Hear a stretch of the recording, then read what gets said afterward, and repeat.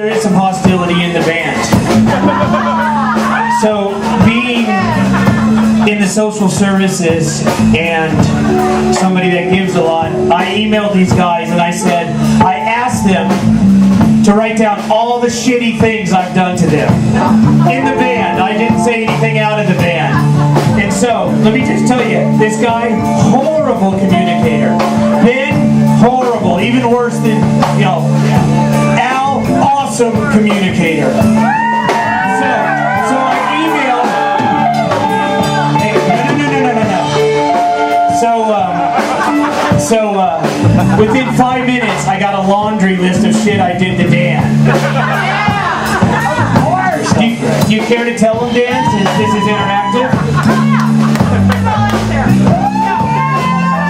This is really awkward, right? What about the time when I felt I wasn't being respected or heard in the band, so I wore tape over my mouth for 1 month in practice? Duct tape. Or about the time I always described the band as hobby rock. And we were going to make it, baby, and I was calling us hobby rock. That wasn't too good. And then I joined another band and went on tour, came back 2 weeks later. When I came back, I quit that band and rejoined.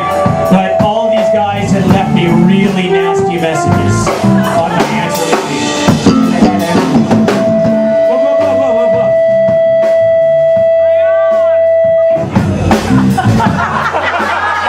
That's a very good indication of this entire episode here. Dan, you turned on your fucking guitar! So, but in all this, these guys still actually liked me. And so one time we were playing 650 Howard Street, and it was a benefit for the war. And by the time we played, the war was over, so it was just lamed up. We were playing with Wrecking Ball with Brad's band and Jackson Saints and stuff. And around that time, I had seen the Doors movie with Val Kilmer. Is Tom Pitts here? Is Tom Pitts still here? Well, I went to it with Tom Pitts, and I was really taken by the movie. I don't know why, because I wasn't a huge Doors fan. But me and Tom went back to the York Theater, and we brought Jim Beam with us. And every time Jim drank, we drank. So I was really feeling myself for some reason. So at this show, I was really drunk.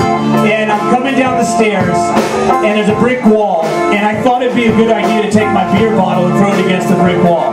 So I hucked it at the wall, and within 5 seconds, guys in pullovers and V-necks had my ass out on the floor, alright? But the great part of this story is, Big Al Robinson here saw me get kicked out. So they saw me get kicked out, and what did Al do?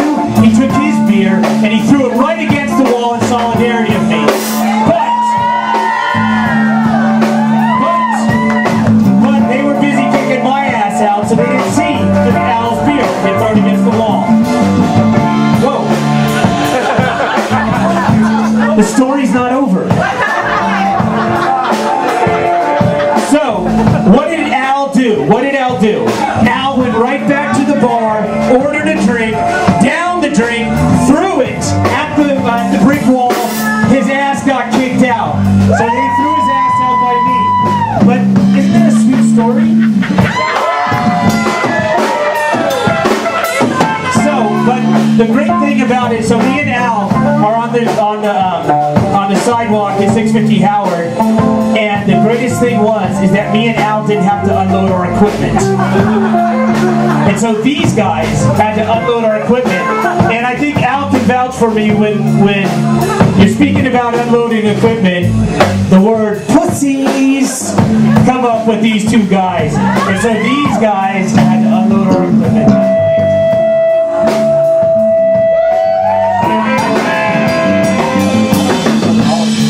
You got something to say, man?